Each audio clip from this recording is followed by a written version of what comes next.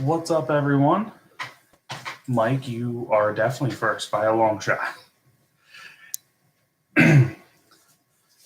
So wait for some people to pop on here and do a live feed. Unfortunately, I haven't been uploading as regularly as I'd like to because I've been very, very busy with working extra shifts and all. But we're gonna get back to doing more regular. Been a while. It's Amanda. How you doing, man? Yeah, I try not to overload with live feeds. I don't want people. What's up, everybody?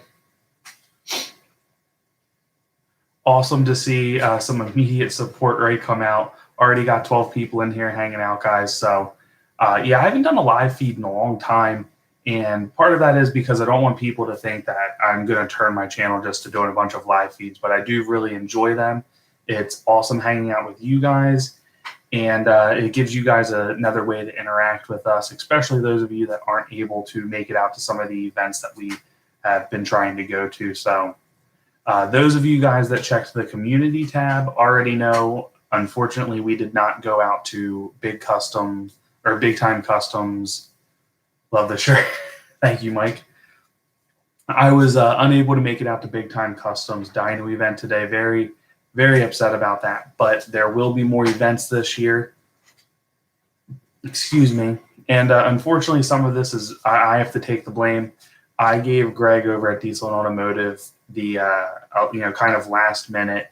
I shouldn't say quite last minute, but I did not give him sufficient time to do it. He needed to. He tried like crazy to, and we just encountered some issues, and we're getting them sorted out. But I want to take full blame for that. That's on me. So hopefully none of you guys had. Hopefully this is probably the one time I hope nobody tried going to an event to see me because I unfortunately was not able to be there. So let's see how we're doing over here in the comments. Didn't make it either, working all weekend. Yeah, I actually took a day off work for this event, so I'm kind of bummed about that. I don't like taking days off work, especially if I don't turn around and go do something. So that part, yeah, it stinks, but like I said, there'll be more events to go to. We'll get caught up, and we're going to have a lot of fun this season. Built transmissions going in. It is a awesome transmission. The pictures look absolutely killer, and just excited for everything to get put together, guys, and start driving around, get some racing in, some dyno pulls in. There's a shop, Maple Grove. Hi from Pennsylvania. Thank you for coming in, man. And there's my sister. There she goes. Neat. Anyway, there's a shop, Maple Grove something, I forget exactly, but they actually put a dyno in. And Greg from Diesel and Automotive had actually taken a 1,000 horsepower Cummins down there and made some stuff happen. So that's pretty cool. I am actually going to probably drive down at some point to see them, get a dyno video before the next event, kind of get a baseline where we're at. And I'm actually planning on some kind of goofy videos this year. I want to actually test different intakes for the 6-liter. I want to test stock. I want to test the S&B like I'm running. And maybe I'd like to get my hands on maybe like 3 or 4 different intakes and actually take them. Your supportive sister, I could jump on the live with you. That's all right, Jordan. You can stay in your room and support from there.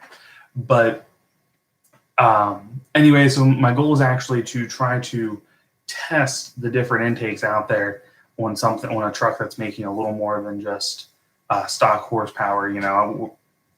Obviously probably somewhere in the low 500s, and everybody always says that the stock intake is good for 500 horsepower. So I want to put that to the test and see what happens. Now, there is one side to that. I have to actually acquire all these things. So obviously none of this is happening overnight, but that is kind of a goal of mine to kind of get them. Again, try like 3 or 4 different intake systems on the truck and actually see what kind of horsepower they make. Is there a change? Maybe there's not at all. Is a certain intake superior than others? Because a lot of people have really become all about enclosed intake systems, and at a certain point, you just aren't able to flow enough air through them. So sometimes you need to kind of go to those other ones. So anyway, we got a question down here. So we're going to jump from this dyno intake nonsense. We're going to take care of the question. So it is getting ready to stud my truck. Any recommendations on what heads to buy? I only recommend one brand of heads. I am not sponsored by Kill Devil Diesel in any way, shape, or form. I do occasionally, very occasionally, talk to him. We have kept in touch, but Kill Devil Diesel, hands down, that is the number one cylinder head in my opinion for the 6-liter. That is not to say that there aren't some companies out there making some good products, but Kill Devil Diesel, you look at Charlie Keeter. He is probably the 6.0 Powerstroke guy out there, and he's running Kill Devil Diesel heads. He has since his first win and continues to run them to this day. Want to go get wings after? That's my question. No, I do not, Jordan, because I'm going to go to bed after this and go to work in the morning. So no, I don't want wings. So Kill Devil Diesel, hands down, he has he's got two different cylinder head options. He's got aluminum and iron, and for most people, in my opinion, the iron cylinder head is what you want to purchase. It's cheaper. You still get all the reliability. It's O-ringed, but it's not it does flow a little less, so there's a little bit of a performance decrease over the over the aluminum heads, but you're still getting a quality product. And for most people out there, the iron heads are going to be perfect. So that is my recommendation for most people. Now, if you are looking to step up the performance, he does offer porting on the iron heads as well as the aluminum, so you can both get you can go either way. But for the average person, iron heads from Kill Devil Diesel all day long. Big Dog Heads by Bill Hewitt from Powerstroke Specialties. I have no experience with his product or him personally. What I can say is I don't know that I've ever heard of an upset customer from Bill Hewitt. Not saying it hasn't happened. I just haven't talked to them. Obviously, that doesn't mean a whole lot, but it is something to consider. That's another option. He does offer a lifetime warranty with that service that he provides, so he feels very confident about it. So there's another aspect. Now, I do kind of feel like he's not as pro performance mods as some people are. So if you are looking to kind of hot rod your truck, and you go his route, I would be very specific in telling him what you plan to do, because that will probably affect your warranty from him. Again, I do not know, but something to consider with them. So question, what do you think about doing a muffler delete? I am all in favor of running aftermarket exhaust on a 6-liter. We do have a video on installing one. We do Josh's truck with a Diamond Eye Performance, aluminum or aluminized steel, whatever marketing gimmick they use to advertise that, with links to it in his description. It's like $260, $280. You do get a muffler, but we show in the video it's straight through. You don't see, there's no restriction in it. 4-inch exhaust right off the turbo, and they sound great. Be cautious of if your state inspection, if you need to have the catalytic converter there or not, and any local emissions codes. Just be cautious of that. I don't want to advertise that you make any changes to your vehicle that you end up having to pay to undo at a later date. But I am all in favor of it. What is something you tackled but would have rather paid for it to be done? Once or twice I've been probably the first time I did the oil cooler, I got pretty frustrated a few times, and Josh had to bail me out more than once during that project, but I'm happy I did it. But that was definitely frustrating. I can't say I've done a job I wish I had paid somebody else to do. I've done jobs where I've seen why people pay other people to do it, but I have not done a job on a truck that I can honestly say I wish I just paid someone for. That being said, I did pay somebody to stud my truck and build my transmission. So keep that in mind. He's not, but he does O-ring the heads. Okay, so yeah, I saw that the Big Dog Diesel, I can't remember what he calls that. Big Dog Heads by Bill Hewitt. I know they're O-ring, and I stand behind the O-ring product for cylinder heads all day long. It is an excellent idea. Even if you're just having your stock 6-liter head machine for your truck, get it O-ringed. It's probably like $400 to $500 in machining cost, but it only increases reliability. So definitely get that done. Again, though, I do completely believe in the Kill Devil Diesel product. So I do, if you're in there, you're probably talking about $1,000 in machining costs to have your stock heads O-ringed and gone through, as opposed to starting brand new with a Kill Devil Diesel cylinder head. If you replace all your valve springs and the valve seals, all that stuff, you're even closer, you're talking even less money. So in my opinion, it's worth spending an extra $1,000 to get what I believe is a superior product to the Ford factory cylinder heads or international cylinder heads that are out there. No studs and pull myling. What's going to recommend using toe tuners?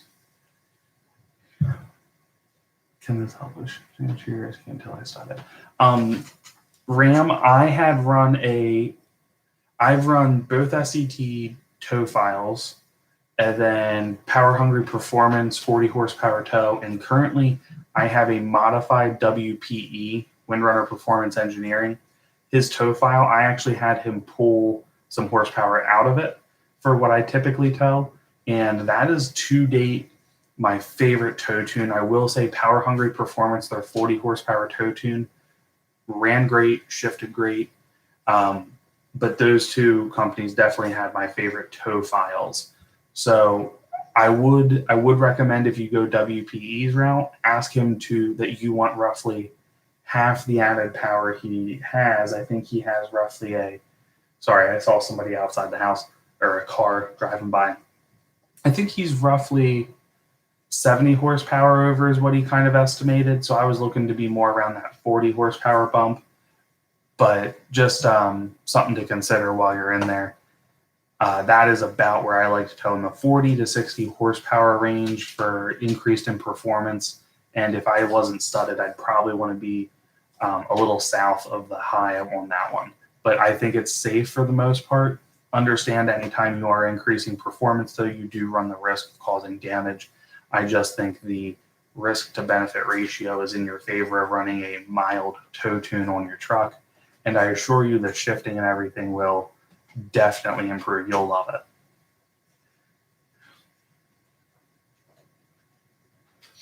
Head studs 1x1 is not the first time I've gotten this question on a live feed or on social media.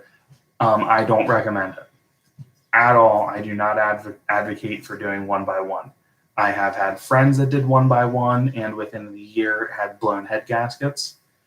And not to say they wouldn't have blown anyway, but if you're not having problems, I wouldn't stop it. Most times when these trucks do blow head gaskets, you're able to baby them home. It's a crappy day, and obviously you're not pushing it up any hills, with a load on you, but typically you're able to get home just fine. Now, I wouldn't recommend driving long distances regularly with blown head gaskets, but you're able to baby the truck home and then set up a shop. So I actually, unless you're planning on doing something wild, like you're going to really soup it up, you're going to run 600 horsepower through it, I do not advocate for studding the truck prior to blowing them. Because there's people out there that have run tow tunes for 300,000 miles on 6 liters. What's not to say your truck isn't that truck. So, recently watched your exhaust video, just got my 4-inch MBRP. Turbo back and delete 2 days ago, just been raining. Yeah, rain will put a damper on modification season, but you're going to love the sound of the exhaust. MBRP, I've only ever heard good things about. The exhaust, a lot of people talk about different exhausts, this and that. I gotta say, most of the exhaust, even the budget ones, are typically like the Diamond Eye that we have on Josh's truck is a budget exhaust system. We picked that up for $260 with a muffler in it.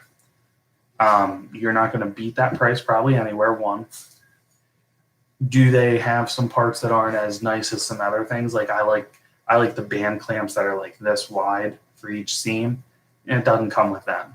But it does its job really well, and it's holding up nicely, and it sounds absolutely phenomenal. WPE definitely has great tunes. Big fan of Nate's tunes, and I really enjoyed them. They're one of my favorite daily driving tunes. That being said, TSD is definitely has some killer tunes as well, and I've been enjoying his in my truck. I'm really excited to see it with the toe tune, or not the toe tune. I'm not excited to see it with the toe tune right now because it's not quite time to pull a camper, but I'm excited to see how it performs with his SPD, his race tune that he offers.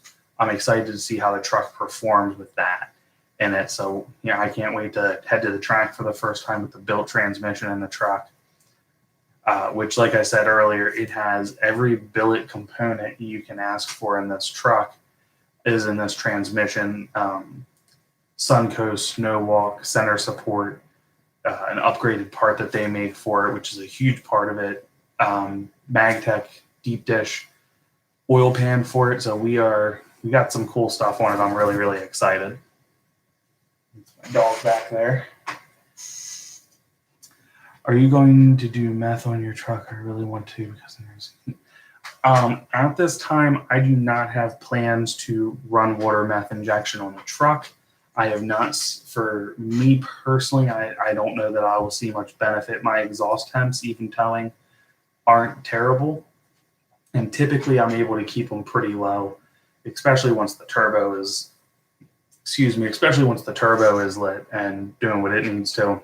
I haven't had an exhaust issue before, so hopefully that stays the same.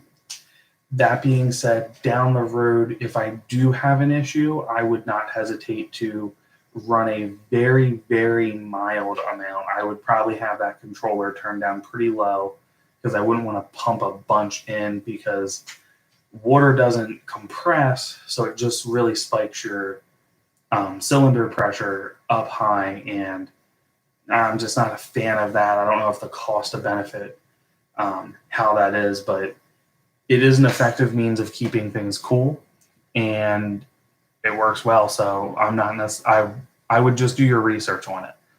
Big concern on cylinder pressure, which I guess is my point here. So definitely do your research on that. There are some nice kits out there, but definitely make sure you get a quality one that's going to really help you. Can you speak on the importance of having a good monitoring system on these trucks? Absolutely. And this is a video I've been meaning to make. This is an awesome question, talking about the importance of monitoring systems for these trucks. Some of you know I advocate Torque Pro for a very cheap monitoring solution, which will help you monitor, I want to say 98% of what you need to monitor on a 6-liter truck. It is your budget option. I have one, what to look for when buying a 6-liter Powerstroke. That video has links to the OBD2 connector I use and talks about Torque Pro and kind of goes over some of the simple stuff on it. If you haven't checked that video out after this live stream, but monitoring your 6-liter Powerstroke is an incredibly important thing. And I think monitoring these trucks is only becoming more important, even the newer stuff, as we get into, trucks are coming out of the factory with just shy of 500 horsepower. I don't know if Ford's released the new horsepower and torque specs, but I have a feeling, we're talking all but 1,000 horsepower, if not, or torque, excuse me, almost 1,000 torque, if not 1,000 torque, along with just shy of 500 horsepower from the factory. To put that in perspective, that's roughly a similar figure to what the crank of a 6-liter makes on an all-out race tune with like no real extra modifications, but an all-out race tune for our trucks. That's what trucks are coming with from factory. So I think monitoring them is very important and only getting more important. Now, I don't want to go into a huge monitoring discussion right now because I think it deserves its own specific video that I should prep for, but this will tell you about your FICM, the health of your oil cooler, You can look up the health of your high pressure oil pump, actually know what it's putting out, and if that's a healthy amount for whatever tune you're in, for whatever tune that you're on. So it's kind of a very important thing. On top of it, when you start talking about diagnosing no start conditions, most especially hot no start conditions, all day long, this is typically a high pressure oil leak somewhere, depending on your year. But it is if you don't have a monitor, you're shooting in the dark. You got nothing to tell people to kind of lead you in the direction. So it is an important first step in diagnosing why you have a no start issue with your truck. So Torque Pro is kind of the cheapest option to get out there. I see somebody over here without reading completely reference Scan Gauge 2, another good option. Premium options would be the Edge Insight line. That is probably the direction I'm going with my truck. SCT does have a Livewire TS that has some similarities to the Edge program, but I do think Edge is kind of the premium product. Now, if you don't want to gauge in your truck, there's also, and this is really, really a premium option, you have Auto Ingenuity for Ford, which literally will read anything and everything your truck does. So those are kind of the go-to options for cheap, a little more premium and very expensive. But you're also able to read engine codes, because a lot of times it'll tell, the engine code will actually give you half of your answer anyway.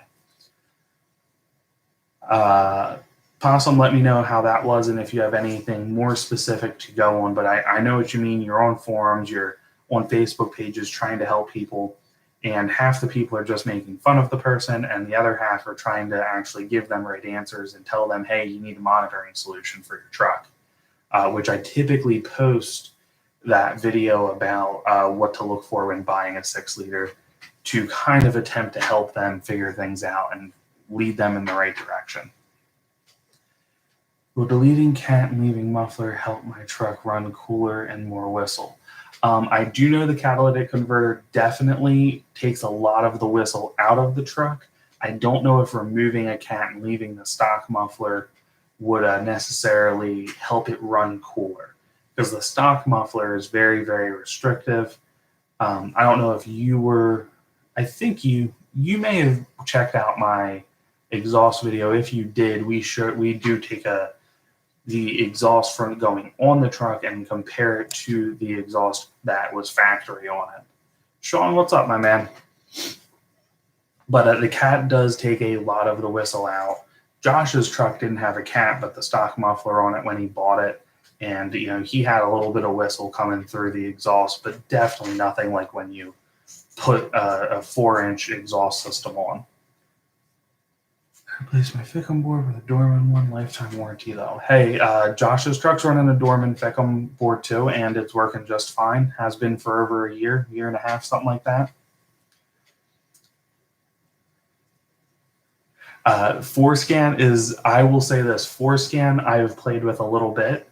It can be frustrating at times. I've had some connectivity issues with it, but I will say the little bit that I've gotten to play around with it, it is awesome and definitely a very good app to use, and does kind of, there's things about it I dislike that I like Torque Pro for more, as far as being able to track like max ICP pressure and low ICP pressure, or Fickum voltage. What's my low Fickum voltage if I'm driving for an hour? Obviously, I don't spend an hour looking at my gauge, but it'll track that for me and it'll put it down at the bottom and I can just take a look.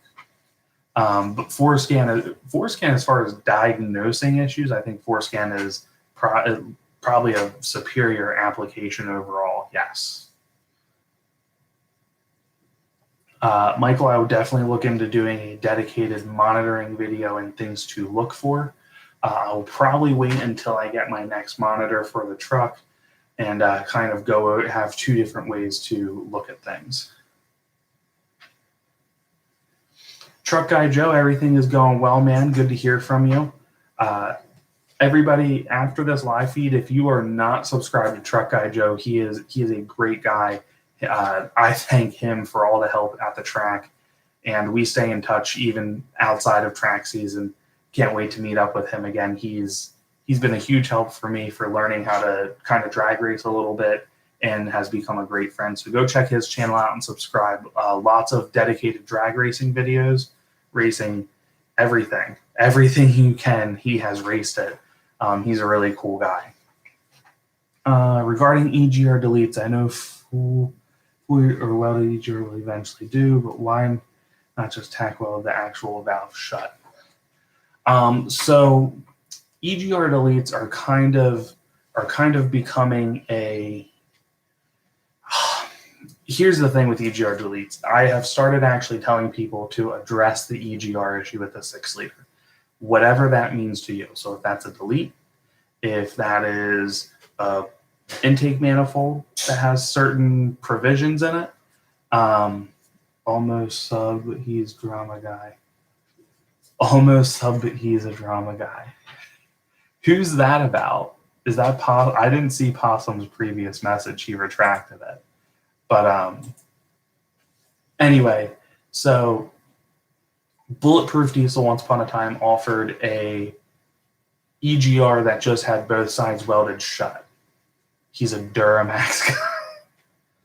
Duramax drama. No, I'm just kidding. Duramax and Cummins owners are welcome. We love all things diesel here, guys.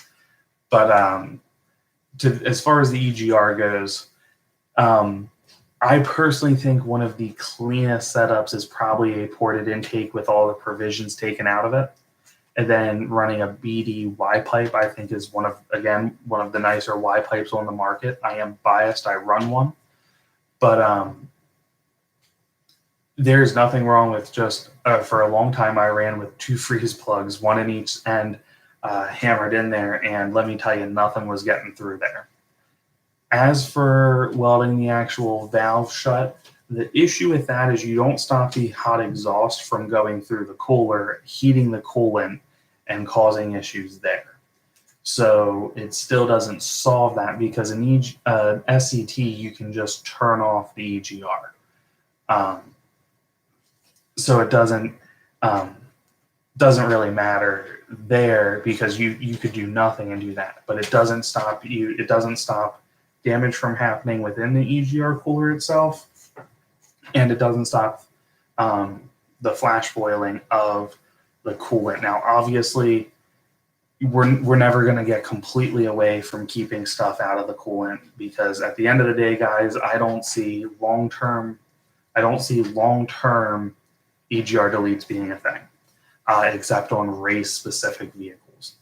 I don't think diesel sports will go away anytime soon, just like gas sports haven't gone away, but I do think restrictions are getting more and more intense. There's more and more of a hunt on these vehicles. Another reason I advocate clean power, not smoking out intersections. But so anyway, definitely you want to address the EGR, but I don't necessarily think you need to delete it. I will say, if you don't delete it, then you can't run my favorite Y pipe from BD Diesel. But that, again, is kind of a whole nother tangent on things. I got a little off topic on that. Almost sub. Just wanted you to air it out there. Worst thing people do with these trucks is that parts of them have no data. Hit the send prior to the. Oh, that's all right, man. No worries. Yeah, no, definitely. And I think that's why 6-liters get a bad name, is people don't know what they're diagnosing. They don't know they'll have a hot no start. Oh, everybody says it's standpipes and dummy plugs. So they put standpipes and dummy plugs in, it's not that. But then someone tells them it's a high pressure oil pump. They replace the high pressure oil pump and don't double check to make sure the SCT fittings is correct on it. Well, then in a month they have the same darn problem again. They think they have another pump go bad, when in actuality it's the snap to connect fitting that's been updated and they just need to fix it. So yeah, no, definitely need data prior to doing this, and definitely some background knowledge base on it, and kind of taking a good look at things. I'm not alone, praise the 6-0 gods. I was hanging out at the shop the other day, and I was talking to somebody, and long story short, he's like, "Why don't you be a mechanic?" And I said, well, because I only know 6-liter motors. I don't know anything else, really. I don't know I don't know how to fix a 7.3 or a 6.4 or 6.7, much less go into a Duramax or Cummins thing. So I am no mechanic. But yeah, no, I hear you, man. Do you have a lift pump on your truck? Yes, I do. I have a video dedicated to talking about it. And I made that video like a year ago. I was just actually saying I was going to do an update video talking about it again. But as for that particular video that's already out there, I talk about the limits of the stock system, the perks of getting I run a fast 125 gallon per hour pump. It has been great so far. At idle, my fuel PSI sits about between 67 and 72, depending on the weather. If it's colder out, I tend to run around 72. And if it's hotter out, I tend to run about 67, 66. And I've never seen it go below 60. But I really like the fast system. I think it's nice. And I am all for it.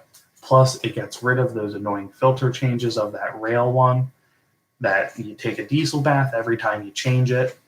And then I do plan on pulling out the filter under the hood with a driven diesel regulated return and fuel bowl delete.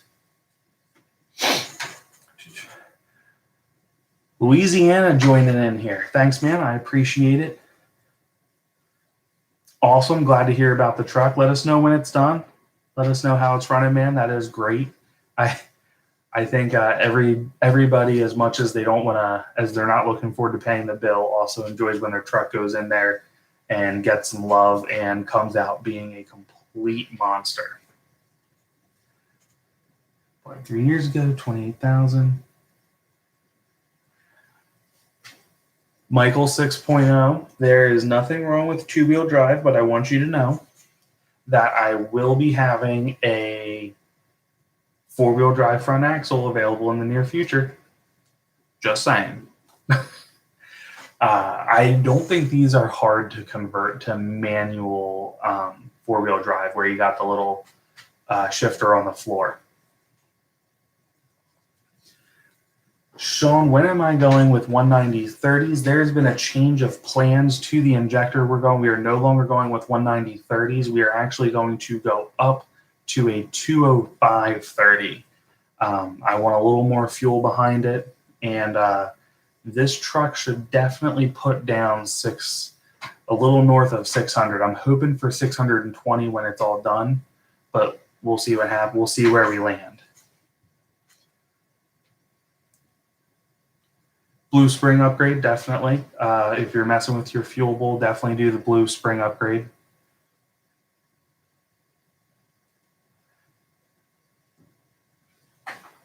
I did not do an install video. I do show it. Excuse me. I do show everything.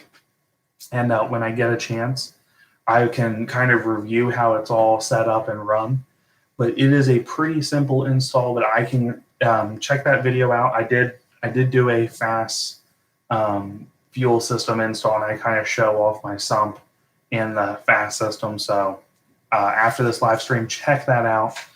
And if you would like, comment on one of the videos, and I will do another kind of review of it. I am planning on doing an update 1 year with the fast system and how I like it so far.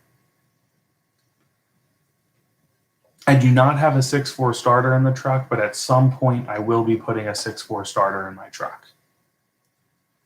On Blowby and 6. What is normal? What point do you have concerns? Some freak out when they see a tiny bit combustion oil fill tube. Blowby on diesels. I'll say this. 1, if you're getting blowby, something's wearing out. 2, is it necessarily this huge end of the world deal? No. Currently, my truck, knock on wood, does not produce any blowby that I can see.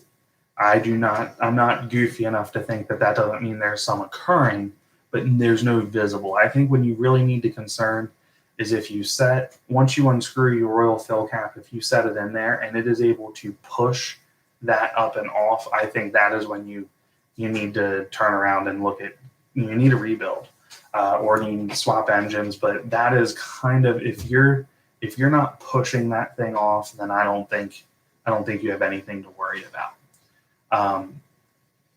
Yeah, especially take care of your truck, and odds are you're not going to have that problem for a long time.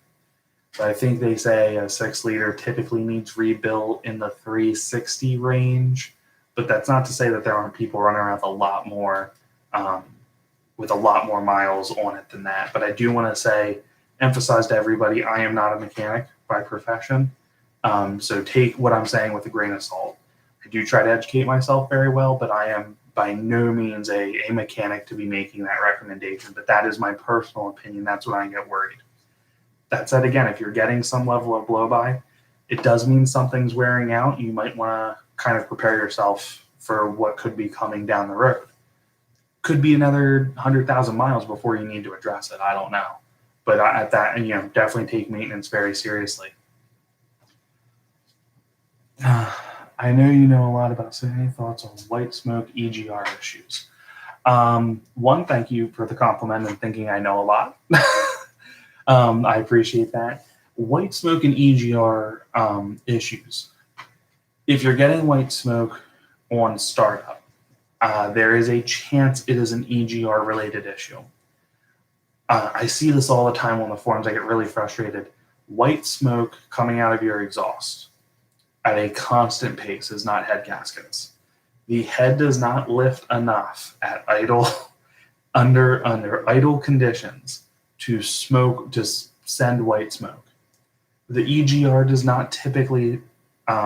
not typically cracked enough to send that amount of white smoke out there. You are typically looking at an injector at that point. Not to say you couldn't have one of the other ones, but typically it's not. I know a lot of guys used to park their trucks uphill. This was something I used to see on the forums all the time. They recommend parking their truck uphill and starting it up in the morning. And if you got a good big puff of white smoke, they call that an EGR problem. It could be. Again, that's one thing you could try, but I can tell you it's not head gaskets. And how much is it really smoking? Because it could also be oil pushing out your turbo. I mean, personally, I would rather replace a turbo than an EGR cooler, because EGR cooler is a little further down there, a little bit bigger of a pain in the butt, in my opinion, than just doing a turbo.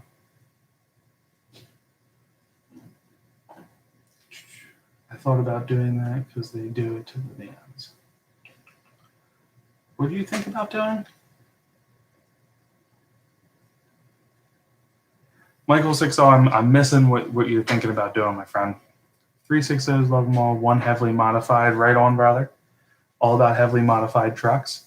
Attempt to replace the front shock. Oh wait, converting to 4-wheel drive. That's what we're talking about. Rock on, and you should do it. I'm all for it. Let's see here. Front shock screws onto dual shocks. That stinks, Mike. I'm sorry to hear that, man. Catch cans. I'm looking at a catch can myself. I do not like the idea of just running the a piece off and down to the ground and letting oil drip down there. So the catch can is kind of where I'm leaning at. I feel like I can make that look clean, and just change it with oil changes or once a month. I don't know how much oil vapor comes out of there, but I do know I want the oil vapor out of my turbo. I want it out of my intercooler. So that is kind of where I'm looking at too. What is the average stock loss for needing a rebuild? I have not found any average numbers. Ram, I've seen numbers really posted all over the place, but I do believe it is somewhere in the 360 range. Please do not hold me to that figure, but I do believe that you are talking mid to high 300,000 miles. That being said, I've seen people claiming much higher mileage on it now, and some of those guys are just talking with the stock head bolts, not having replaced that. But I would guesstimate 350, 360, probably going to need some love. Again, though, you might have bearing, or my bearings, if you look back at my build video, my bearings looked awful at about 180,000 miles. So my whole engine has new bearings throughout the whole thing. And yeah, I feel better about that. I wish I had done new rings. I think doing new rings would have been a smart choice, but I decided not to do that because I wasn't thinking. It's all I can say there. Any opinion on crankcase ventilation and wanting to do something about it? Possibly looking around, catch cans are venting the atmosphere. Michael, sorry, I missed that initial question there. We kind of briefly touched on this. I am not a fan of necessarily just venting it to the atmosphere. I think the catch can with a filter on top is kind of is a nice way to do it. I do not like all that crap in my intake and blowing through the whole system, so I kind of want it out of there. It does make your turbo less efficient to a degree. To what degree, I don't completely know, but it is, I mean, this is facts. I know Bill Hewitt takes a pretty strong stance on being pro leaving the stock system alone. I can understand that, but I do like the catch can. I don't like just running stuff off into the street, but that's personally that's what I'm gonna do.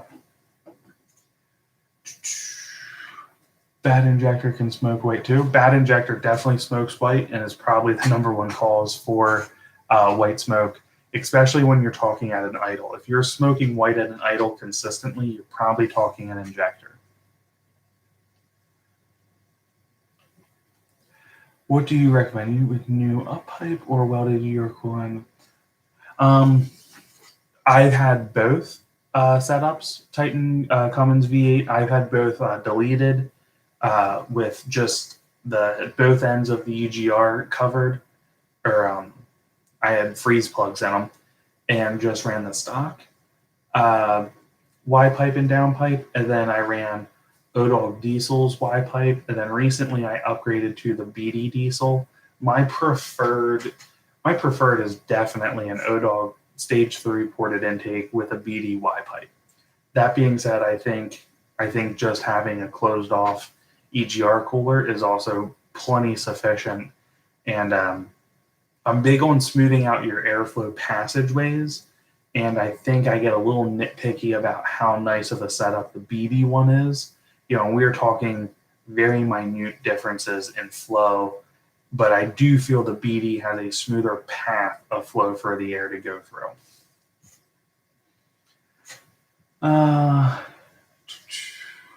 He wants to see the conversion to 4-wheel drive.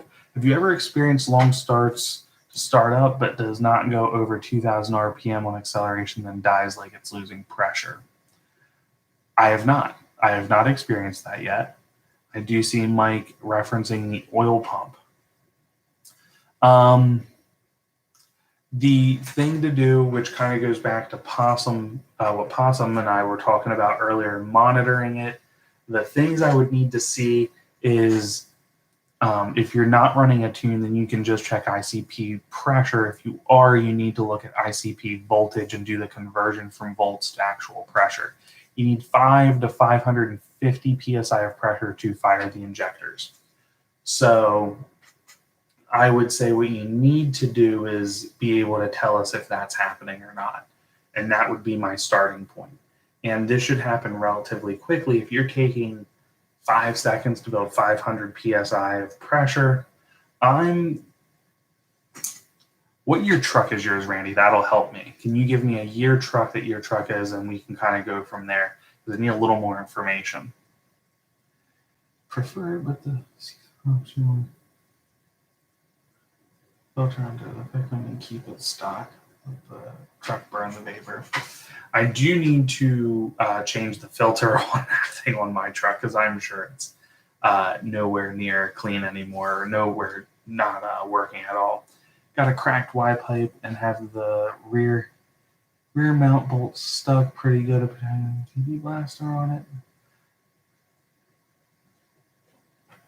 I have had to wrestle some of those bolts out. Sometimes they can be frustrating. I do have a Y-pipe video, if you haven't seen it, where I kind of give my tips on getting it out. But essentially, you have to kind of put your hand in a really awkward position and just pry like heck to get it out. That is what I have done, and it has worked well for me, but they can be a bit of a bugger sometimes to do it. Unfortunately, I have my stuff apart all the time, so mine actually don't, I guess fortunately in this case, mine don't get long enough to really seize on there.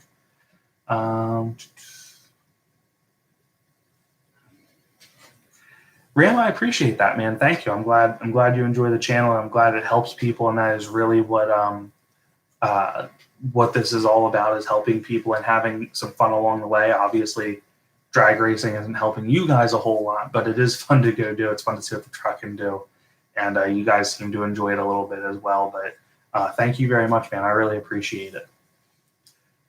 What is your take on Fickum tunes? I am very pro Fickum tune and will be doing some Fickum tunes hopefully before the fall.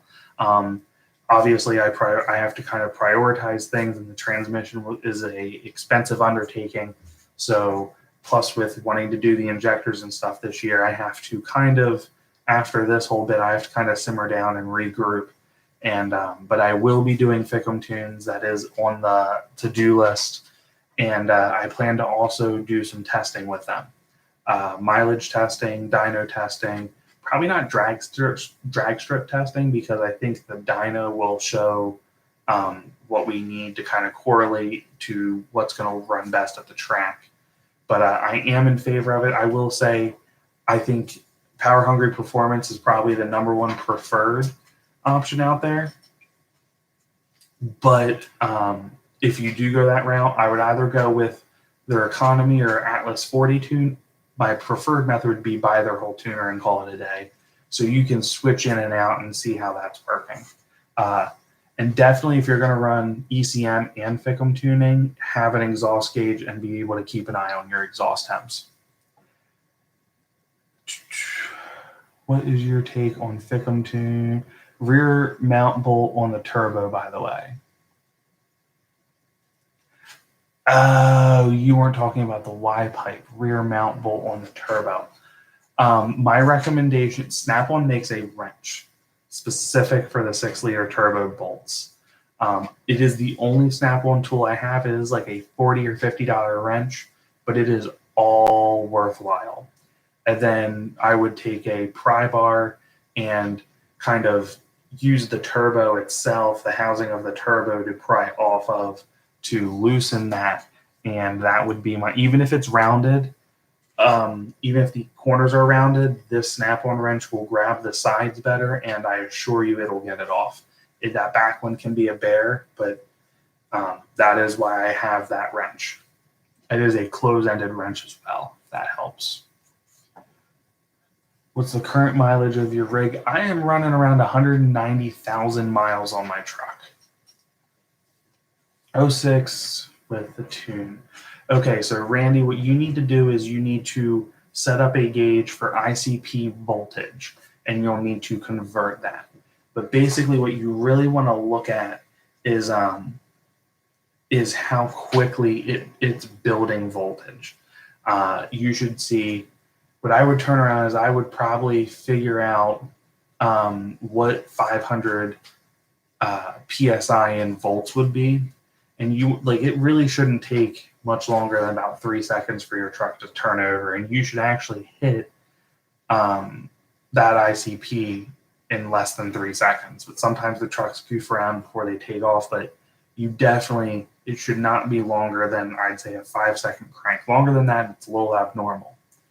That being said, other things to check besides that would be a lot of people miss crank and cam sync. For those two sensors is a common one that people check their whole oil system out. Everything checks well. They throw parts at it, even though everything checked out well. And, oh, I hear Fickums go bad, so we address that, even though ours was good, only for it to be a cam or crank sensor. So I would definitely kind of address, I would look for cam sync, Fickum sync, your ICP voltage, Vicom voltage, battery voltage, obviously. And that should kind of clear up kind of the go-to things there, and definitely check for codes as well. Driving on the highway and coming to a stop, shutting down the truck, glow plug cycle and the truck start. That freaking no, I have never heard of that. Ever. I have never in my life heard of that. Your truck's possessed. That would freak me out. I would be really worried about it. Need to check ICP. Good monitor can tell a lot. You need to also see the IP. Oh, crap. Thank you. I'm sleeping on the job here. IPR. Thank you. Well, if you explain. Okay, so you don't completely go into everything. IPR percentage. So IPR, the value that the computer sees. So all you can actually see, just like your VGT, is what the computer's commanding. So you don't see where its actual location is. You only see what the computer's commanding it to do. So if it's commanding it to 85%, meaning it is trying to push as much pressure as possible that your truck can produce, and it's still not able to reach it, which I believe he said 0.8, roughly 0.8 volts comes out to 550 psi. So what you want to watch out there is if you're not hitting 0.8, say you're at 0.5, which seems close, but when you do the calculation and conversion, you're not near where you need to be. So you're at 0.5 volts and your IPR is commanding 85%, you most likely have a leak. With a later year truck, it's not likely your high pressure oil pump. The later year trucks, when they went to the new design, has a very, very reliable high pressure oil pump. Do not replace it. It is most likely fine. I see it all the time. People replace that darn high pressure oil pump because everyone on the forum, not the forums as much, this is more of a Facebook rant. They'll get on Facebook, they'll see someone has a no start, high pressure oil pump's bad. Do not waste that money yet. Before you ever replace that, you need to pressure test your system. Pressure test it with like 120 psi of shop air. You're not going to hurt the truck at all. Remember, this system is designed to handle 4,000 psi of oil pressure. 120 psi of air ain't going to do a thing to it. Let's see here. It's Amia. Thank you for reminding me about the IPR, man. I needed that.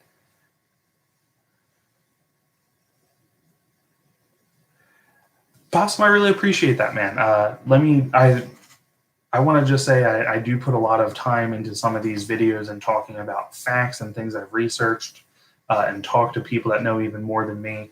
So that really means a lot. I appreciate that you notice what goes into these videos to make, and I love the live feeds. They're awesome, and they are a blast to get to interact with you guys as well. So thank you very much, man. I really appreciate it. What's your take on extreme diesel performance parts? Extreme diesel, like extreme diesel engineering, I assume is who you're talking about. I do not have experience with them, is really kind of what I have to say. I think years ago I called them about tuning, and for no real reason I just went with another tuner. I don't have any reason why I didn't go with them. So I don't have any experience with them. I know one of the subscribers is running their not oversized heads. I think they did 1 millimeter larger intake and exhaust valves on their cylinder heads, and I believe they're running a kit from them that they say good things about. But I do not have much experience to comment anything on them as a company or their products, good or bad.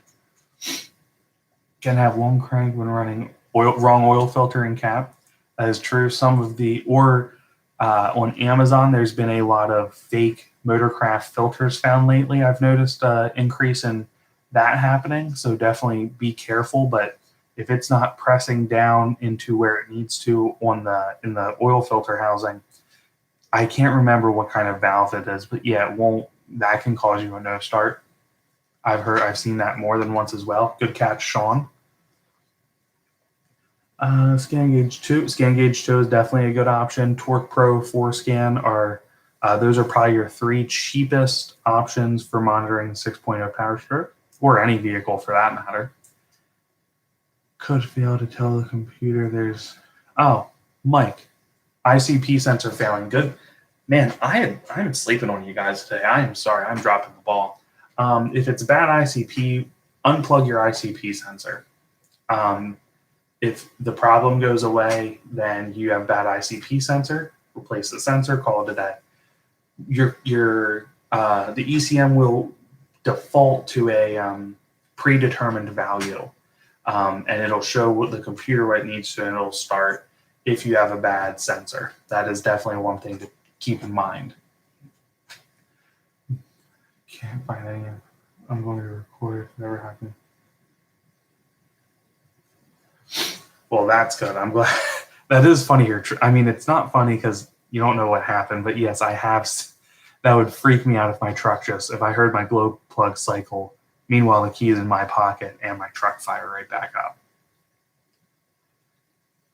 Before it's shown turret, I saw spell the problem when stock hangers are shaped like an arrow and help for getting them out.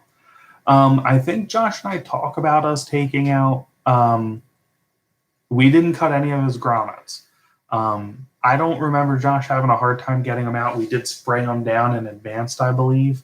But go check out our video on how we did that, and I do believe we talk about that in the video. But basically, a crowbar and some WD-40 is what we used. In a 2006, I do not remember when all the updates came out. So what my recommendation is if you're in there pulling the turbo and you don't know for a fact you have the updated drain tube, go buy it and put it in, because it's worth the money to save a turbo, in my opinion. The wife and I watch all your live streams. Mike, that is awesome, dude. I love that you guys sit down and watch the live streams. Thank you. I think, I know I'm a small channel, but I can't say it enough. You guys rock. You guys make this worth doing. You guys are the reason I continue to keep doing all this stuff. And I'm just glad it's helping people, and you guys are enjoying what we do here on our channel. So thank you, Mike. I appreciate it, man. And if your wife's there, thank you as well, Mike's wife. By the way, I have Blackstone oil. Yeah, so far I can run 10.5. Man, that is a crazy amount of miles. The Blackstone oil reports are really cool, and I think it's interesting. That being said, I'm a 5,000 oil change interval kind of guy. That's just where I'm at. But I think they're cool that there's a company doing what Blackstone's doing. Let's see here. Man, you're a brave man at 10.5 thousand miles and trying to go further. Thanks for thinking the Atlas 40 before doing the heads. Colt. The Colt cam is freaking awesome. That stage 2 is awesome. I do also want to say, the last time I had spoken to Kill Devil Diesel, the owner's name's Jared, cool guy. And obviously I'm a little biased to like his name since that's mine. But he also has his own grind, his own proprietary grind camshaft. So check out what he's doing with that. Nothing. I personally run the Colt cam, and specifically a stage 2, and it is phenomenal. I love it. One of the best upgrades you can do for your 6-liter, in my opinion, as far as daily driving and just having a blast. But also check out what he's got going on there, and he just has some good stuff. I'm a big fan. Yeah, and it looks like we have some similar builds. I don't have a water meth kit on my truck, but again, we kind of talked about that earlier. I do think there's some validity in using them if you need it. Good 6.0 porn here. Amen. Thoughts on Schaefer's oil? I'm interested in trying it. I don't know that it's necessarily superior to Motorcraft, but I am interested in trying it, and I will most likely try it soon. The only thing that really stinks about that is you got to order it. I don't have a local guy to get it from, so you have to order it, pay to have it shipped here. It's kind of frustrating, but I do think it's good oil. From what I hear, people tend to love it, and I will probably run it in the near future. I've had remote start program to start when I hit the lock button 2 times on the remote. Maybe why the truck is starting after you. Oh, there's a good idea. I didn't think about that. Could have been a remote start incident if you have that on the truck. Jesse, I don't know that I'll actually do a meth kit on my truck.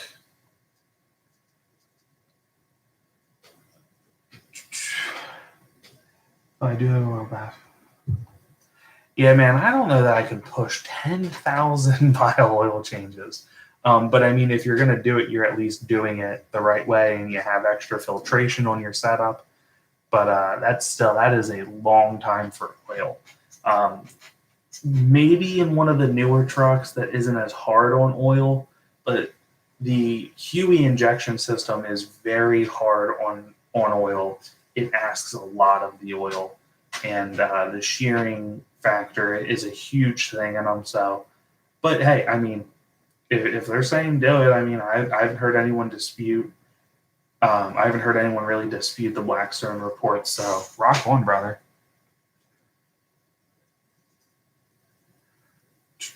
How reliable is the 6.0 transmission? The 5R transmission, especially for its time, is one of the best transmissions you can have. After fixing my little brake caliper issue, I am not so sure that my transmission was bad, to be honest. So there's that. But I would definitely say, if you're in the 500 to 550 horsepower range and you're not beating the crap out of your truck, specifically launching at the track, very, very hard on the transmission, and you're good on maintenance, meaning you actually change your transmission fluid more than every 150,000 miles. I recommend changing your transmission fluid, like at least at 60,000 miles. And you put a filter in.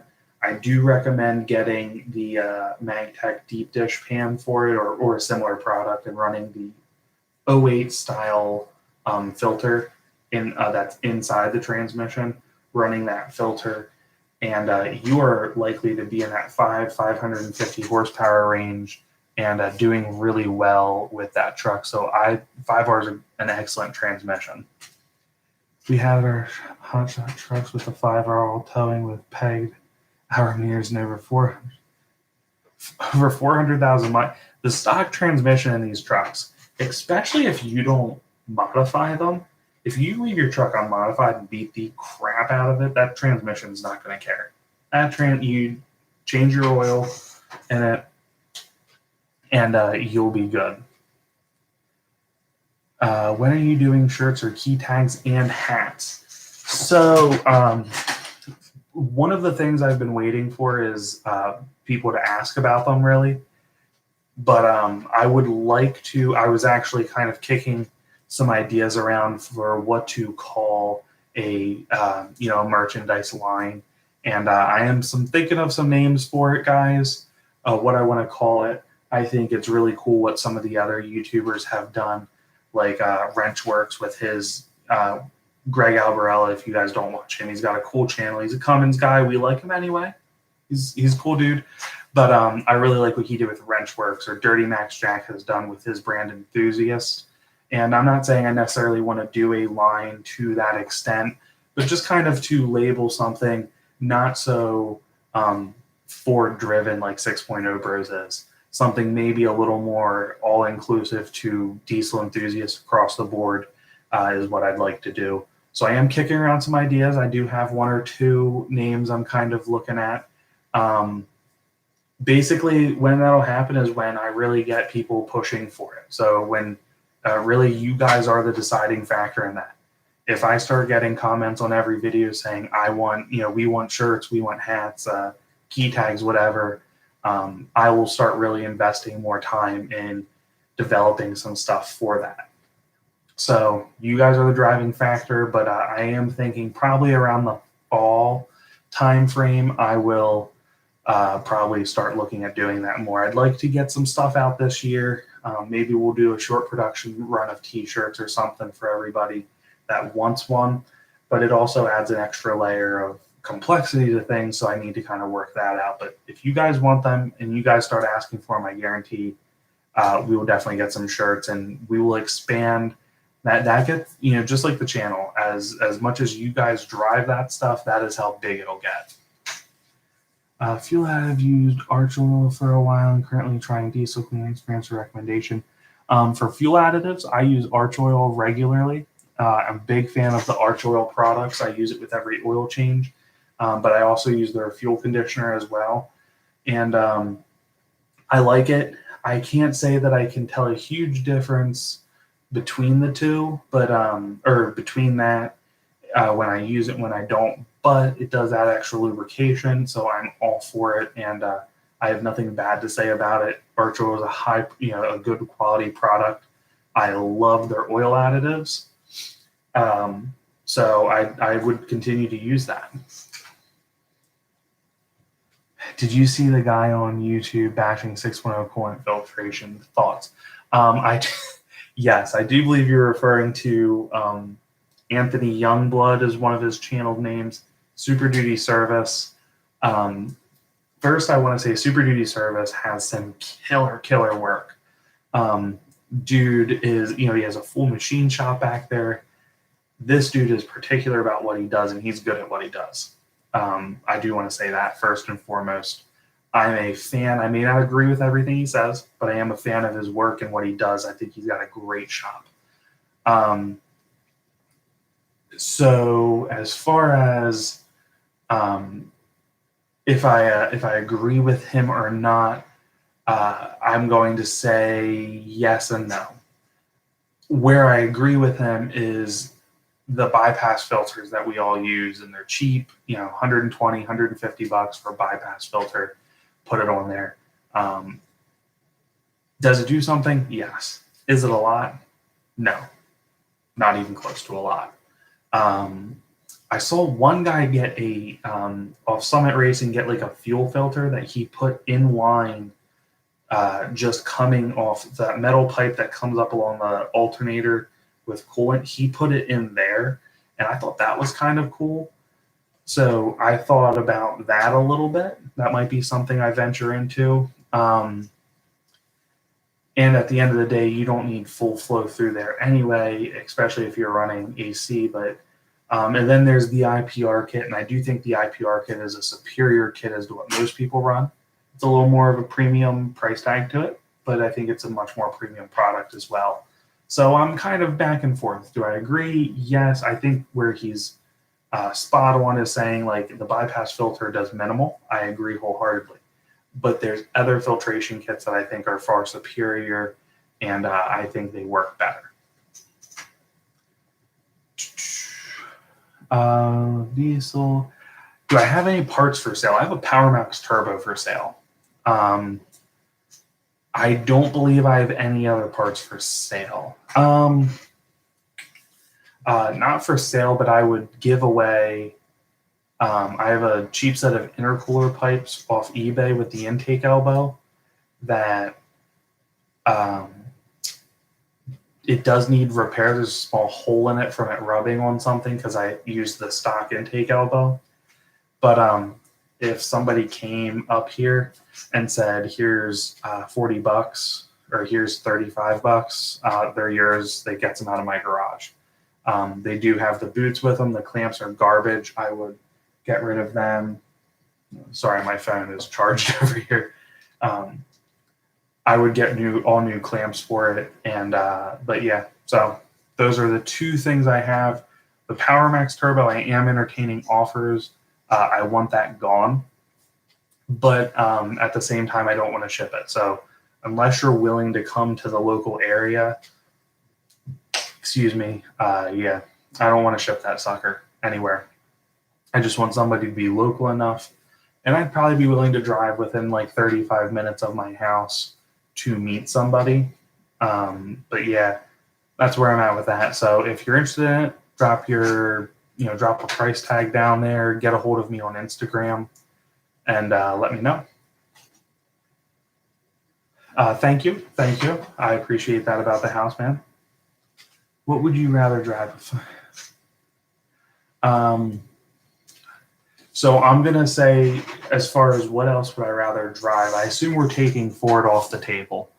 I would rather drive a Duramax. And here's the big reason why is, one, those older Dodges had smaller back seats, and two, I prefer the sound of a V8 diesel over an inline 6 diesel. I don't care for the way most Cummins sound. Nothing against them personally, but obviously they're workhorses. But I'd rather drive a Duramax over the Cummins personally. Worth the money for bulletproof remote oil cooler? There's a can of worms. I don't think so. No, I don't. Now let me talk about that a little bit, because I don't want anyone to think I'm bashing their product, because I think they make good stuff. I don't see the point in it. I run my oil cooler in the factory location. Yes, I wish Ford would have moved it from that spot. And I just don't like any of the relocation kits for the stock oil cooler either. Again, it's not to say that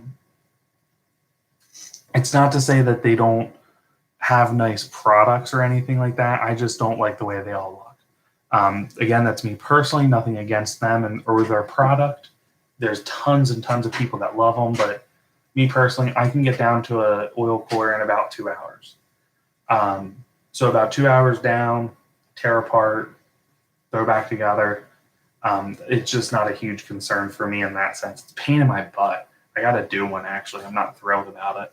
But I am going to take that time to do some cool powder coating stuff. But yeah, I personally prefer just the stock oil cooler in the stock location.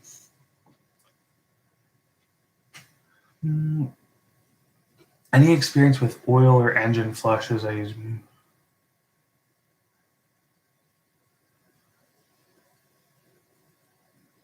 Sank up the shop. I don't have any experience or enough knowledge about any of these engine flushes or oil flushes to really intelligently comment on. So I'm going to kind of, unfortunately, back away from that question, because I just don't have enough knowledge on it. What do you think about KC Stage 2 Turbo? I think it's a good turbo. I think tons and tons of people will tell you that they've had nothing but an excellent experience with KC Turbo. Now, I do want to come out and say I am sponsored by Turbo Time USA, and I run their 66 millimeter VGT on my truck, and I absolutely love it. That, like I said, KC Turbo, excellent product. Tons of people that say how good it is, but I will say this, Turbo Time USA makes a killer product as well. And it's a little bit different than what everybody else is doing out there. And I shouldn't, not to say there aren't other people doing stuff. I know Titan Turbo Services has his own designed billet wheel or billet wheels, because he offers more than one size, but he has his own thing. He went the extra mile in getting a company to help design these wheels, American-based stuff. So, he's doing good things as well. But go check out Turbo Time USA. There is a link in the description of this video, as in all my videos that come out now. And they do awesome stuff. They've been great to work with. We are going to be reviewing another one of their turbos that's going to go on Josh's truck. They have a turbo that's kind of in between a stage 1 and a stage 2 at the inducer, which is the number everybody comments on. So like KC Turbo has a 64.7 on their millimeter compressor on their stage 2, but they have my company that sponsors me, Turbo Time USA, has a 64 millimeter even. Now I don't know the exducer size, which is the second number referred to. I do know the KC Turbo is an 88 millimeter. They just completely redesigned their turbo compressor wheel, and I don't know what the second number is, but I can tell you this: it is different than what other people have stuck with. Again, though, what people have stuck with has worked really, really well. It is a high 500, low 600 horsepower turbo with the appropriate setup. But again, check out Turbo Time USA. Incredibly happy with them. Good guys to talk to and work with. And I think you would be really, really impressed with their product as well. The whole Delta topic out the window, that they do. Well, they're full flow. Yeah, you can't beat making back flushing easy on a 6-liter because it's not a terrible practice to do. Okay, I'm looking to buy a fully bulletproof 6.0. Is there any issues after that I should be worried about? I see people say they're more reliable after pulling quick than a 7.3. Thanks in advance. Rippin 6.0, what's up, brother? That's a loaded question, dude. I can say that. So as far as them being more reliable than a 7.3, here's what I want people to realize. 7.3 and a 6.0, the only thing they have in common is their injection system. They both use Huey injection system, a electrically actuated injection system. Is my camera down there, Jordan? I don't, yeah, it is. It's right there. Your camera is down here, Jordan. Other than that, the 7.3 and the 6.0 are completely different animals. They have nothing else in common, essentially, other than Navistar made them. The 7.3 is, I don't want anyone to get upset at this. I love 7.3s too. My old man has one. It is why I'm a Ford diesel fan. But at the end of the day, the 7.3 didn't make crap for power in comparison. For its time, it was a great engine, made good power for its time. The 6.0 brought Ford's diesel market into a new era and really stepped the game up in what it was capable of, especially from factory. A 7.3 and a 6.0, all stock, everything else the same. The 6.0 is going to wipe the floor with that 7.3 in pulling power, in a dyno, and going down the road who passed us. So comparing the reliability is really hard to do because you have a 7.3 that made less power. Even all tuned out, it made less power than a tuned out 6.0. So to compare them is hard. I will say this. 7.3s have issues as well. People don't like to talk about them. It's like Cummins guys when they went to VGT turbos and started blowing head gaskets. They like to act like that doesn't happen, but it does. But I would say if the work is done correctly on that 6.0, and there's really the key. The 6.0 and these newer engines that everybody's making have really shown who's a good mechanic, who's a poor mechanic, and who's a great mechanic. Because it takes a little bit of an extra level to put a 6.0 together and make it run great.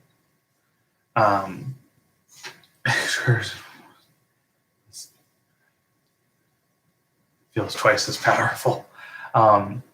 But if you get somebody that goes in there, does O-ring cylinder heads, ARP studs, does a good job with their truck, even if they don't O-ring it, but they go to do a good job doing everything else, making sure the cylinder heads are addressed appropriately, making sure the deck is flat, and doing the torque sequence correctly, and really putting the time into the engine, then you know what?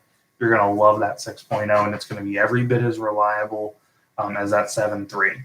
But that also means they got to put the updated parts in so you don't have a high-pressure oil leak, and a few other small things. But yeah, they can definitely, they're right on par. The beauty of owning an 03 Excursion was driving both at the dealership. Yeah, no, that getting to actually compare them at the dealership had to be pretty cool, really.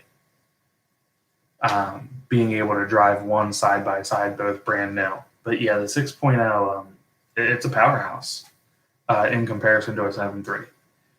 Compare the 6.0 to a 6.7, and you have the exact opposite. 6.7 wipes the floor, stock for stock, with the 6.0.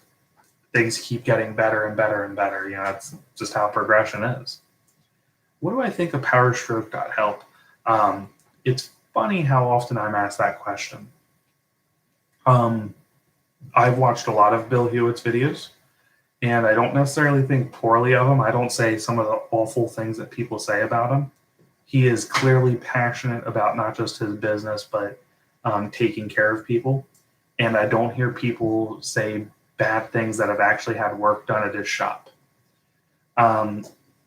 He can be a little goofy, I guess, but I think he does a good, honest business from everything I can tell. And again, I don't hear complaints about him. He's animated, nothing wrong with that, but he can be a little squirrely, I guess. That being said, sometimes he does I disagree with him, but that's human nature. You know, you're going to disagree with him. Just like if he sat down and watched my channel, he'd probably think my whole YouTube channel is kind of lame. Because I kind of take a very performance-based approach to the 6.0 Powerstroke, whereas he's all about being relatively stock, other than his upgrades. You know, he advocates for similar upgrades, O-ringed, upgraded cylinder heads, just like I do, just like Kill Devil Diesel does, and a few other people. But yeah, that's kind of where I stand on him. Nothing really bad to say about him. He had a real you want to see Bill Hewitt on a tangent, go watch his video talking about how he's not working on 6.4s anymore. It's kind of funny, really. He is frustrated.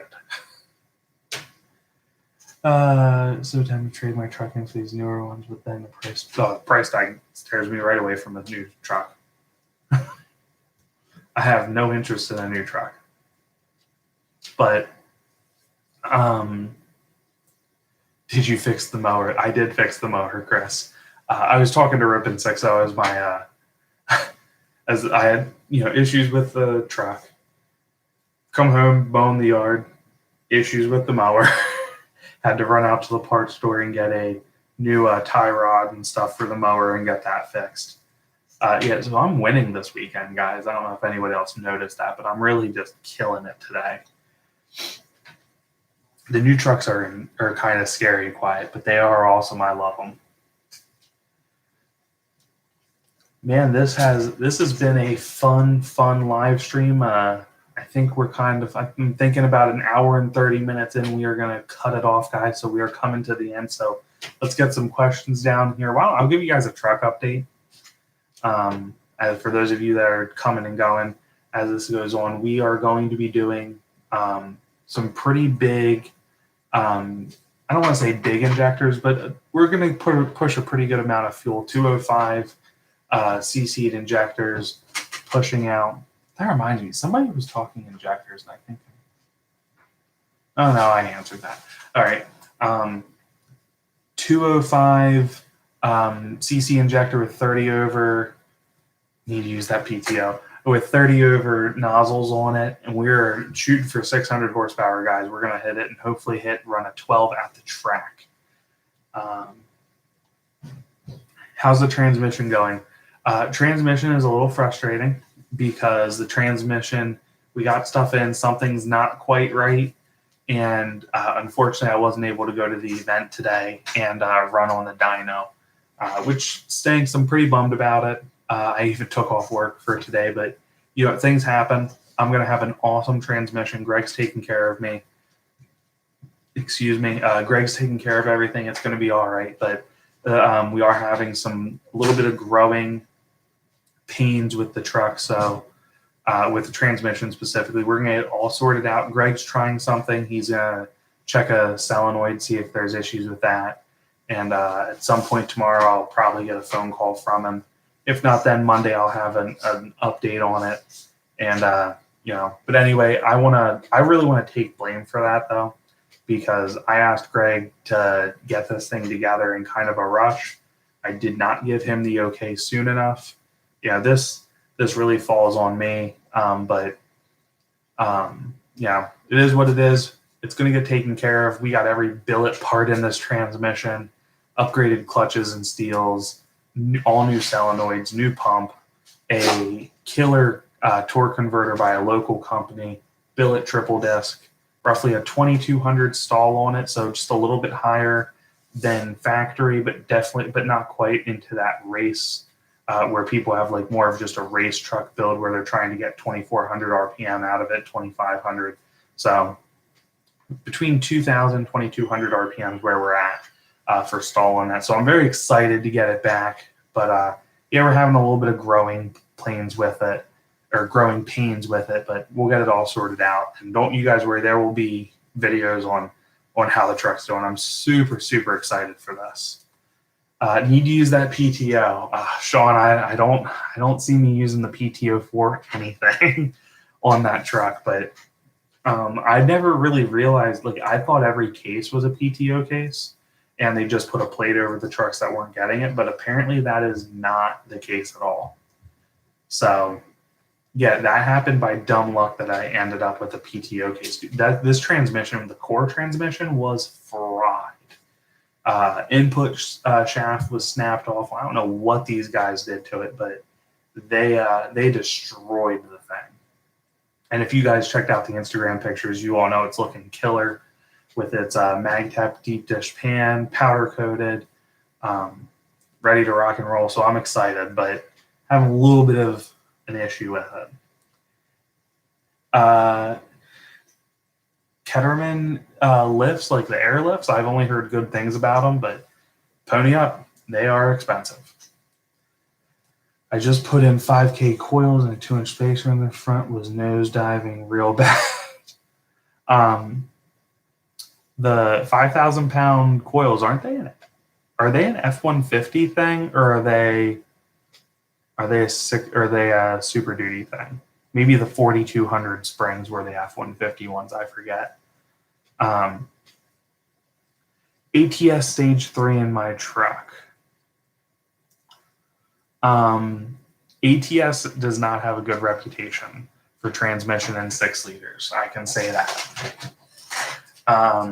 Whether or not, I mean, I don't know what they do that gives them this reputation. I'll say this, if you've had it in your truck, you're probably good. I don't know what all the stage 3 has for them as far as input shaft, intermediate, like if there's any billet components in it. For a stage 3, I would imagine that there's some level, the bare minimum, an input shaft, I would imagine. But I don't really know. I didn't really look their stuff up because I know the reputation they have. And, hopefully you have good luck with it. In my opinion, if you didn't have an issue with it at this stage, if you've had it for a while, then you're probably fine. The 5R in factory form, a pretty stout transmission, so you should be good. But personally, I would not spend the money on one. Just my opinion. But like I said, if you've been cruising around with it for a good bit, you're probably fine. So if you're in if it's rated for about 800 horsepower, you probably have a billet input and probably a billet rear hub and an overdrive planetary. The intermediate shaft is probably factory. You're probably good to rock and roll for a good while, man. I wouldn't worry about if you've had it for a bit, it's shifting fine and it's holding up to your driving. I wouldn't really worry about it. That being said, if it ever does give out on you, I would not go back to ATS unless they have like a warranty or something. But most likely, there's better transmissions out there, I should say. Red Diamond Diesel, Warren Diesel, Sam Wise Automotive, or Diesel and Automotive, something like that. All do it. Obviously, Greg is the guy that's doing my whole setup, so I recommend him if you're in the area. Greg's great to work with, and I have nothing but great things to say about them over at Diesel Automotive. So if you are in the area, that would be my pick for transmissions. Any way to soften up the ride? On a 350, it's probably your rear springs that are giving you issues, more so than the front springs. I don't know you're going to get the front springs to ride any better than maybe. And if you soften them up too much, you kind of get that bounce and that like extended bounce. But you could take a leaf spring or two out of your rear and maybe put a slightly bigger block in or airbag it so you could run low PSI to give you the right ride height, but also give you the towing capacity when you need it. But yeah, these you could put in really expensive lift kit. Carly and Icon, I believe, are the two really big lift kits that people talk about their ride quality.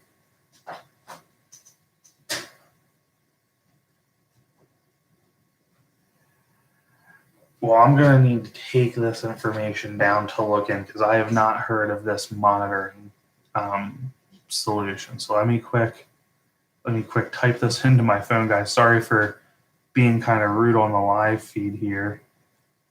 A6 Pro. Oh, they look pretty cool. They don't look terrible in price. $265 was the first one I saw. I'm not saying to go buy it because I need to do some research, but they look pretty cool.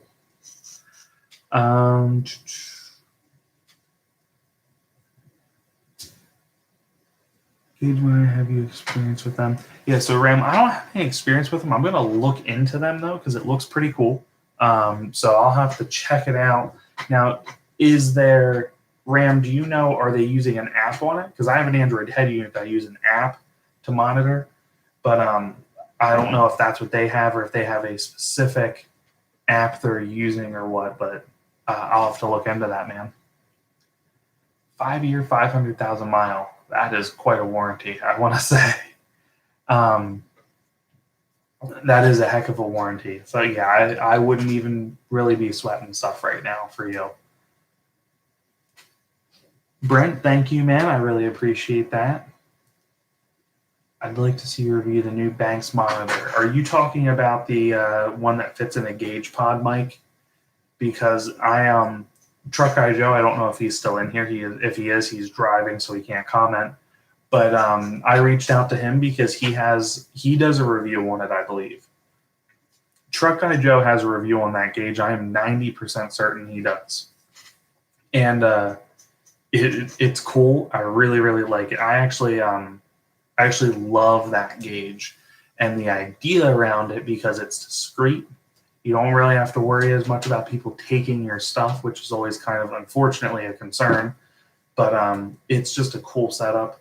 I would recommend it. The problem is they don't make one for a 6.0 Powerstroke. Joe, I reached out to Joe. Joe got in contact with who he knows there or who he works with. And they had told him at this time there is not one for the 6.0 Powerstroke, unfortunately. I have the stock 18s, but I have 3 or 5. I am running fuel sledge wheels. They're 20 by 10 with a -18 offset, and they are wrapped in Nitto Terra Grappler G2s in 35 by 12 and a half. I get some crazy rubbing. It frustrates me all the time, unfortunately, but I love the look of the wheel. I love the look of the tire. When I do the axle swap, I'm going to go to a 3-inch kit. And if I still am having rubbing issues, I will probably drop down to their Rough Country has an 1.5-inch kit, or maybe even like a 2-inch spacer instead, and bring it down to like a 1.5, 2-inch lift with 33s.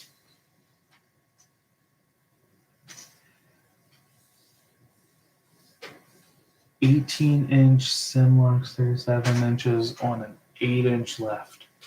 I think an 8-inch wheel with a 35 or a 33 looks killer. I think that's a good look. 33s on a 20 don't look bad, but I prefer a little less wheel for that. I think 20s on a 35 is one of the sharpest looking setups out there, and it's been stupid popular lately. So anyway, guys, so plans here. We're gonna get this transmission solved, and we're gonna make some stuff happen, guys. I am planning on going to the dyno shortly after, even though I don't know of any events coming up. We are gonna hit the dyno, find out where we're at power-wise, and 40s on 20. Again, even when you're at a 40-inch tire, I think that's the only time you can justify 24-inch wheels. Just my opinion. But so we're going to get this all figured out with the truck. We're going to go back to the dyno. I am planning again, for those of you that missed it, on a intake shootout. I'm going to actually take different intakes on a dyno and test them on pulls. I need to talk to a dyno operator that's going to be cool with me, though. We might head back up to Diesel Doctor in Pennsylvania and have him help us out. Always nice seeing those guys. Yeah, so we got some cool stuff planned. We'll do a review of the transmission. We will do a review of the TSD tune that I'm running. And when I get these gauges finally set up to tell us what kind of boost we're running in our truck, we are going to do a review of the Turbo Time USA Turbo, do a full review. I've kind of got a couple small ones out there, but we're going to do one with everything set up and actually have some real data to go on what we're doing. So let's go to Maple Grove. Rip and 6.0, I was just talking about them a little earlier. For me to do the intake thing, though, I have to kind of, I need some support from people out in the community to turn around and help, on top of one, getting a dyno operator to be cool with it and not charge me $100 every time I turn around and do a couple pulls, but also be willing to some people to help, maybe even lend me an intake, which I know is a really weird request, but that might kind of be what I need to make it all happen. So that's kind of what I'm thinking. And if anybody is in the area and willing to maybe consider that odd last part, I would probably be willing to give a couple bucks to the people willing to help. But I think it'd be really good for actually finding out. Everybody wants to say the stock intake is good to 500 horsepower. I say no. I say it is a restriction at 500 horsepower, and that is when you need some of these other intakes. And actually, so I also want to take a swing. I don't mean to badmouth, but I'm going to take a swing at completely enclosed air filter setups as well, that when you're talking north of 500 are probably a little bit of a restriction. In my opinion, we're going to find out. That is the whole goal of all this, but I think it'd be kind of cool to do like a shootout of the different intakes and see how they hold up. Just tuned in, are you talking about cold air intake kits, or do you mean the actual intake manifold? The intake, the cold air intake, doing the intake manifold would be really, really freaking cool. I really wish I was able to do that, but maybe when I get a project truck that I don't need to, maybe when I have a project truck where I can kind of have a little more time to tear into stuff and deal with that. That would be a cool one too. And Odall Diesel might be willing to get behind that maybe when I get another truck. We'll see. But anyway, we're going to do a cold air intake shootout.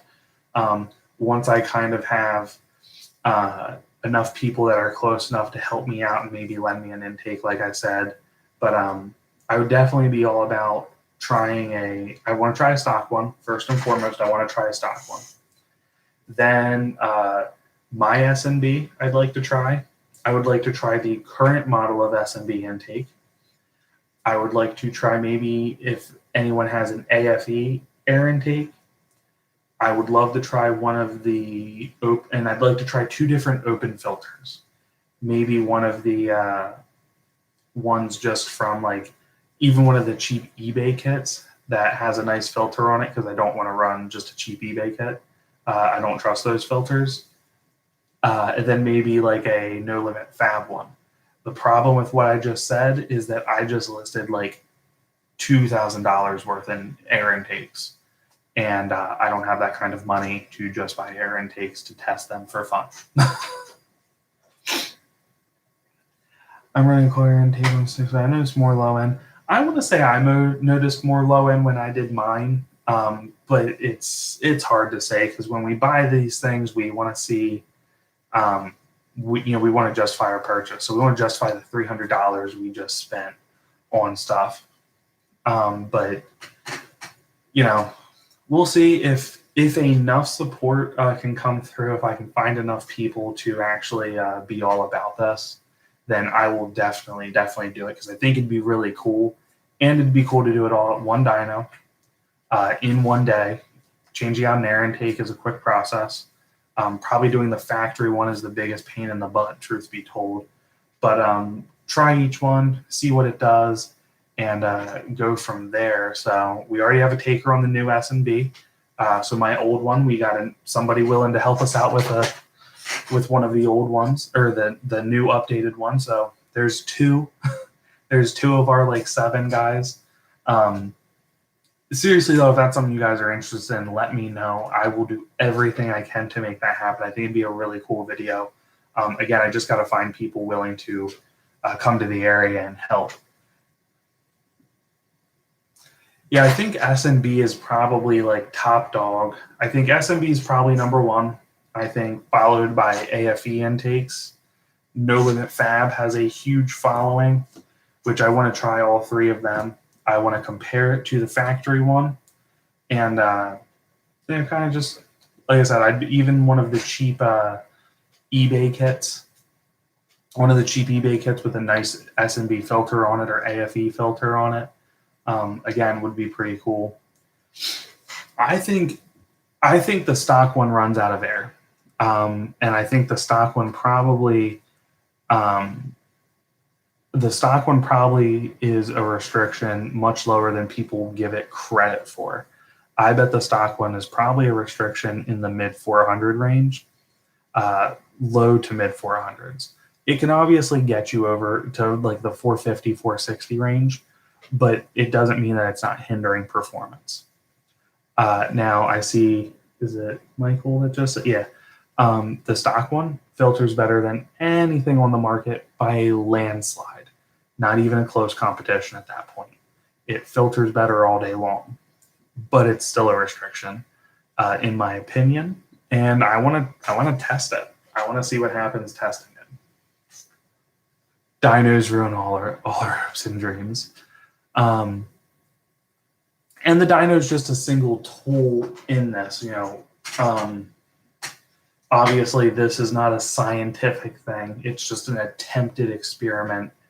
I've previously talked about saying where I feel the improvement is in how quickly you get the turbocharger to light as opposed to huge gains in performance. For instance, if you have an all-stock truck and you have an all-out race tune on it making 440 horsepower, I don't think switching to a more free-flowing filter is going to necessarily give you 20 horsepower. But I do think in that range where you're teetering on the factory intake being a restriction, you might see a small gain, but actually see a increase across the board in performance along the way. I'm a small tech here in San Diego, hate dying 99 for cars. That's kind of a cool job, dude. I like that. That's cool that you do that. One thing for sure is my turbo bark was about 50 ladder after. I believe it was, dude. I noticed definitely more intake noise with my intake. Huge fan of S&B and the products they do. Continually trying to improve things. Obviously, they have now upgraded. I don't know that necessarily every change to the 6.0 intake at this point is all in favor of performance. I think sometimes fit and finish. For instance, I have a really big air box, and it's a tight squeeze in there, whereas the newer one has more of a sleek profile. I think it fits better in the area, but it's also now smaller, and it is very restricted to just getting air in and not sucking anything from the inside in it. So, something to consider. This is something I also wanted to check out, the Zoodad mod. This is where you cut a hole in the header panel right in front of where the air intake sits to try to force more cold air in. I actually want to take a thermometer in there and see if it has any effect. There's some cool random testing I want to do with this, closed intake versus open intake, and actually setting up thermometers in there to see how they do. I don't know how I'm going to do it. Also measuring actual air intake temperatures. Is there a change at the intake manifold temperature? Because there's a temperature sensor right in there. So you can actually read the end product of all this. So I think that'd be pretty cool that there actually is a way to test this relatively easily. So the problem why I haven't done any of this yet in the winter while I've been kind of goofing off is I want to test it in hot weather. When it's cold weather out, it's not as big of a factor, but when you're talking an 80-degree day, is there a change? So we're going to find out. Anyway, guys, I really, really appreciate all the support, guys. I love that last little burst. I love when I go to close one of these out and we get a little burst at the end, guys. Always, again, makes this stuff so much fun to get to interact with you guys. Thank you all for everything you guys contribute to the channel. As I do cut the hole in my header panel, I think it will help. Yep, I agree with that. Thank you guys so much. If you guys haven't already, please hit that subscribe button. Leave those likes up in the corner. Or I guess for you guys, it shows my likes up here. For you guys, it's probably down here. But anyway, guys, hit that like button. Leave a comment. Again, thank you, guys. I will see you guys in the next upload. We have lots of cool stuff coming. Wait for that transmission update, guys. It is coming soon. Thank you all. Have a good night. Everybody enjoy their weekend. I'm going to get to bed because I got to work in the morning. So take care, guys.